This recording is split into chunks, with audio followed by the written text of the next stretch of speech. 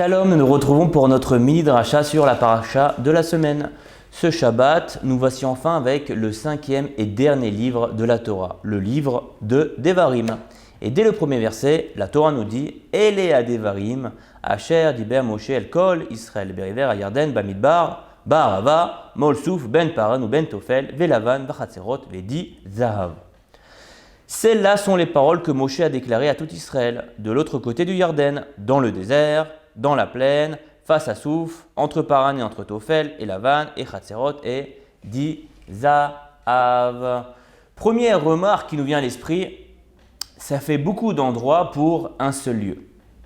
Alors, comme à son habitude, Rashi nous donne le sens de ce verset et nous rapporte un sifri qui nous dit « Étant donné ce qui va suivre est constitué par des remontrances et que le texte énumère ici tous les lieux où ils ont hérité Hachem, il dissimule les méfaits et ne les cite que par allusion afin de ménager l'honneur d'Israël. » Alors quand la Torah, le verset nous parle de Bamidbar dans le désert, ça fait référence au moment où ils ont hérité Hachem, ils ont dit « Si seulement nous étions morts par la main de Hachem dans le pays d'Égypte. » Quand maintenant nous disons donc Rava, là-bas c'est lorsque ils ont péché avec l'idole de Baal Péor. Face à Souf, face à Yamsouf, face à la mer des Joncs, et bien ici ils se sont rebellés, ils ont dit est-ce qu'il n'y a pas assez de sépultures en Égypte? Encore une fois, ils se sont rebellés contre Hachem.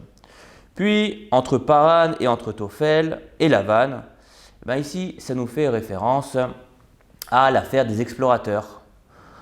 Et Tophel et Lavan aux injures qu'ils ont exprimées au sujet de la manne. Et enfin, Di Zahav vient rappeler la faute du veau d'or. Donc ici, on voit que Moshe Rabbeinu a voulu agir ainsi afin de ne pas endommager l'honneur du peuple d'Israël.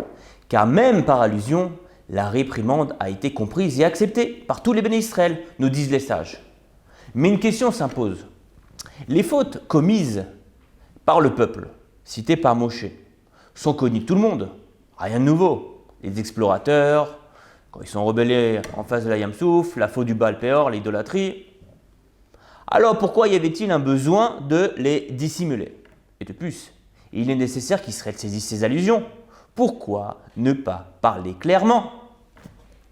Alors Rav Shmulevitz nous répond, on apprend de ce verset comment un homme doit faire extrêmement attention à l'honneur de celui qui reçoit la réprimande.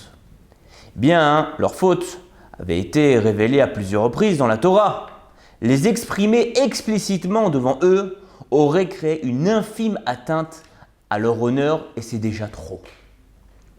Car bien que la réprimande est formulée d'un ton ferme, exprimée par le terme Asher diber, afin que celle-ci ait un impact sur le peuple, le kavod, l'honneur ne doit pas du tout être atteint. D'ailleurs, une réprimande doit être effectuée dans l'espoir d'être acceptée. Il suffit d'une moindre erreur dans la formulation ou l'intention qu'elle peut causer des dégâts bien plus graves. Et Moshe en a fait les frais. Lorsqu'il s'irrita contre le peuple aux eaux de Meriva, Hachem l'a puni de ne pas rentrer en terre d'Israël.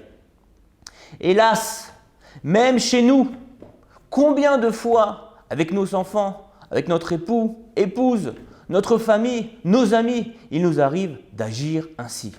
Et à cause de cette réprimande malvenue ou mal formulée ou encore incompatible, nous les rendons dans les meilleurs cas. Lorsqu'ils recommenceront de nouveau leur avéra, leur méfait, leur faute, ils l'accompliront bémézide, consciemment devant Hachem. Et c'est dramatique. Yaakov a attendu le seuil de la mort pour réprimander la faute commise par son fils Réhouven. Ce dernier prit la couche de son père après la mort de Rachel, de la résidence de Bila, la concubine de son père, et l'a placé chez sa mère Léa. Et la Torah a décrit sa conduite dans des termes très durs, comme s'il avait cohabité avec Bila. Et Rashi nous donne la raison dans notre paracha au verset 3. Pourquoi Yaakov a attendu environ 48 ans avant de blâmer son fils aîné? Il nous répond, s'il l'avait réalisé plus tôt, Réhouven aurait pu aller se joindre à son frère Esav le rachat. Nous parlons du fils de Yaakov, Tzadik, fils de Tzadik. Hélas, une réprimande exprimée avec rigueur et irrespect peut créer des dommages démesurés chez une personne et la rendre même un rachat. Chas v'shalom. De nos jours, devrions-nous accomplir cette mitzvah? Sommes-nous capables de la réaliser? Et nous, sommes-nous à la hauteur de recevoir une réprimande? En guise de petite réponse, voici cette anecdote au sujet du Chafetz Chaim. Certaines fois, le Chafetz Chaim voyageait pour vendre ses livres. Un jour, il s'arrêta dans une auberge dans la ville de Vilna. Un juif costaud et malfamé était assis à une des tables du restaurant. Et celui-ci ordonna à la serveuse de lui servir un verre d'alcool et une part de volaille. Une fois le plat servi, il insulta la serveuse, puis se mit à dévorer le repas. Bien entendu, sans beracha. Le Chafetz Chaim, qui assistait à la scène, fut tellement choqué qu'il décida d'aller réprimander ce jeune voyou. Mais l'aubergiste lui déconseilla d'agir, en lui expliquant que ce jeune fut un soldat de l'armée du tsar Nicolas et qu'il pourrait prendre très mal ce reproche. « Rabbi, laissez-le, il ne vous écoutera pas. Dès l'âge de 7 ans, il a été kidnappé avec d'autres enfants pour servir l'armée du tsar. Et jusqu'à l'âge de 18 ans, il côtoyait seulement des goïms. Voilà 25 ans qu'il vit ainsi. » Le Rav sourit et se dirigea vers ce jeune homme. Il tendit sa main et lui dit « Shalom Aleichem ». Puis d'un ton très chaleureux, le Chafetz Chaim lui demanda « Dis-moi, est-ce vrai ce que j'ai entendu à tes propos? Dès ton jeune âge, on te kidnappa et depuis, tu n'as pas fréquenté des juifs.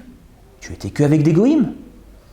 Tu n'as même pas eu la chance d'apprendre seulement les lettres de la Torah. Tu as subi des souffrances et des durs moments. À mon avis, plus d'une fois, ils ont dû essayer d'effacer ta religion et ils t'ont obligé à manger du porc. Mais toi, tu as résisté. Ils n'ont pas réussi à t'anéantir.